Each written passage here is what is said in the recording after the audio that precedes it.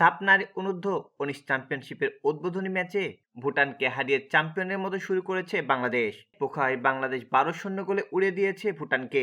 প্রথমার্ধে ৪-০ গোলে এগিয়ে গিয়েছিল বাংলাদেশ। এই টুর্নামেন্টের সর্বশেষ আসরে বাংলাদেশ ও ভারত যৌথভাবে চ্যাম্পিয়ন হয়েছিল। এবার শিরোপা নিজেদের কাছে নিতে বাফুফে বয়সভিত্তিক এই সাব চ্যাম্পিয়নশিপকে মহা গুরুত্ব দিয়ে জাতীয় দলকে ঢাকায় রেখে প্রধান কোচকে পাঠিয়েছে নেপালে। সেই মিশনের শুরুটা দুর্দান্তই করেছে বাংলাদেশ।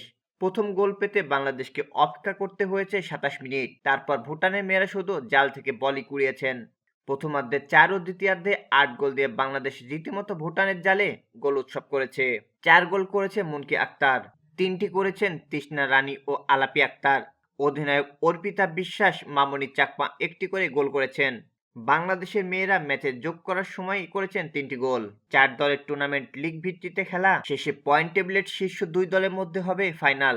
বাংলাদেশের পরের ম্যাচ ২ ফেব্রুয়ারি ভারতের বিপক্ষে।